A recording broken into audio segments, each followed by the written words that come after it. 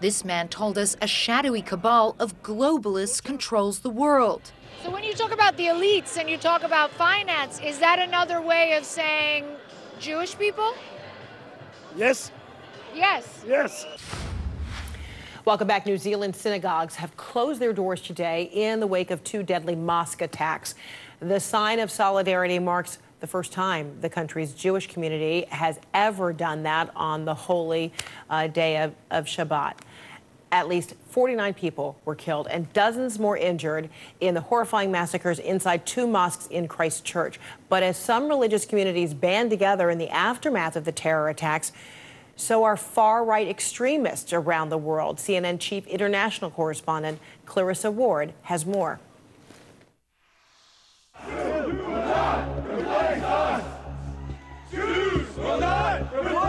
Chants on the streets of Charlottesville, Virginia, echoed in a suspected terrorist manifesto thousands of miles away. We will not be replaced! White supremacists and neo-Nazis who believe their culture is being erased by a growing population of minorities. In chat rooms and on the dark web, they talk about the invasion of Muslim migrants who threaten to replace them. One of their greatest inspirations, the Norwegian white supremacist who murdered nearly 70 students at a summer camp in 2011. A massacre he said was intended to defend Western civilization from a growing policy of multiculturalism. Across the West, the far right is on the rise, bringing with it a vicious uptick in hate crimes and terrorist attacks. We can even say, for the price. Just in 2017, Muslims were targeted and killed in a Quebec Islamic center and in London's Finsbury Park. And on a train in Portland, Oregon, a man shouting anti-Muslim slurs fatally stabbed 2 people. Last year in Berlin, we attended a rally of hundreds of right-wing extremists. Close the border, they shouted. Resistance, resistance. Their hatred is not reserved for Muslim migrants. This man told us a shadowy cabal of globalists controls the world. So when you talk about the elites and you talk about finance, is that another way of saying Jewish people? Yes. Yes. Yes. It is. Yes. Let me say it this way. The banking system, for sure, he tells us. Banks finance the economy, mainly Jews.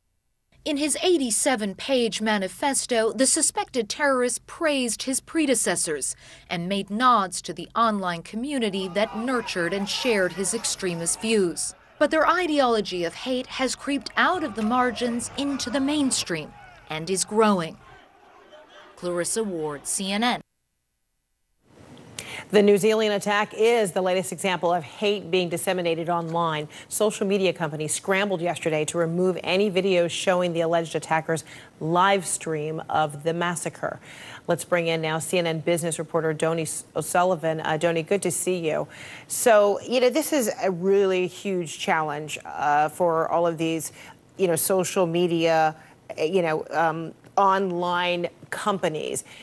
They are struggling, are they not, with the responsibility they have versus the technology to kind of stop, people from live streaming or, really seizing on the opportunity to spread hate? Yeah, they absolutely are struggling, Fred. They've built, particularly Facebook, this platform of more than 2 billion people, sharing billions of posts every day. And it's sort of, now they're trying to figure out a way, well, how do we police that? How do we prevent, somebody like this streaming live on their platform for more than 17 minutes, a massacre with gunfire and death and weaponry. And, we've heard a lot from Mark Zuckerberg and Facebook's executives over the past 2 years, given how much scrutiny they've been under with disinformation and hate speech, about all the steps they've been taking to try and crack down on this. They said they say they've hired more than 30,000 contractors and employees to try and, human moderators who are supposed to search for and remove this content, while also supposedly investing millions of dollars in artificial intelligence, basically computer systems that could detect videos like this. Obviously, this week that didn't work. It was the New Zealand police that told Facebook that something was going on their own platform. And then Facebook actually released a statement, saying New Zealand police alerted us to a video on Facebook shortly after the live stream commenced, and we removed both the shooter's Facebook account and the video. So while Facebook did act as fast as it could,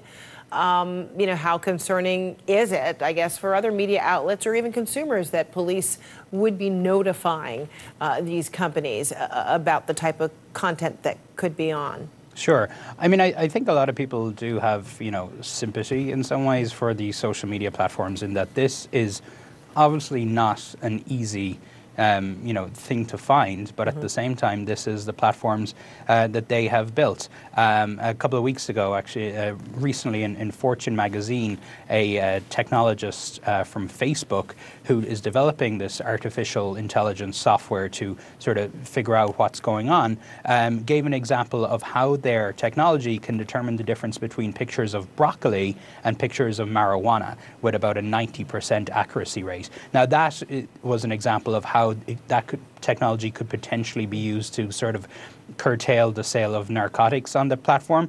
But even at a 90% success rate, 10% when you're talking about billions of posts, that is a lot of stuff that this technology is missing. And experts are telling us that in terms of AI being able to do what a human moderator could do, we're years away from that. Facebook says they've hired literally tens of thousands of people, but they haven't told us how many people they need. Right. All right. Adonio Sullivan, thank you so much for your time. Appreciate it. Still ahead. Hi, everybody. My name is Mike. This is my YouTube page, Mox News. Thanks for tuning in. I hope you're finding something of value here. I truly do. Okay, so I just want to point out that the segment before this segment was about yellow vest protesters in Paris or France, and I think that it was really that this is what the news does, is they take they'll take like a story on marijuana being legalized and how there's no real trouble or anything, and then immediately follow it with a story about, oh, there's 10,000 needles that were just dumped in the street right here by some horrible person, and it's like they try and attach the two things. So after this story about hate that they did, well, not after it, right before it, they ended a story really quickly to say, oh, breaking news, Paris protesters, blah, blah, blah. And then they came back with the story about hate, which I'll run the Paris protesters, the yellow vest protesters story right now. Mox News survives solely on generous, well, not so generous, donations from kind people like yourself. It's easy to make a donation at Mox News. The people who donate are very generous. Unfortunately, there's not very many of them. So so I have to ask, please, if you could kick down for lunch, that'd be super nice of you. I'm out of hard drive space. Hard drives cost money, like $90. So, and I hate throwing away work that's already been captured and cataloged and historized. You got to save that stuff so that in case anything happens, you can blah, blah, blah. So if you want to leave a donation, there's clickable links below the video in the text body of this video, or you can go to moxnews.com, and that would be super nice of you. It's my birthday on March 19th, and I'd like to have a steak. I want to barbecue a steak. So if you want to kick down for a steak, that'd be real nice of you. Okay. Thanks very much. One of these days, this war is going to end. Okay, Paris protest right now. And you can tell from the timestamp that it was right before this story about hate. So I just wanted to show how they twist things and try and connect things that don't really connect. So anyway, stay cool. One of these days, this war is going to end. till that day. And this breaking news out of Paris right now. We're just learning that police have detained at least 109 people in their clashes with yellow vest protesters. The protests turned violent as police used water cannons, tear gas to disperse the crowds there. Protesters could be seen throwing rocks and setting up barricades. The group has been demonstrating for months now, starting with a protest on gas tax hikes and evolving into a push against French President Emmanuel Macron's policies.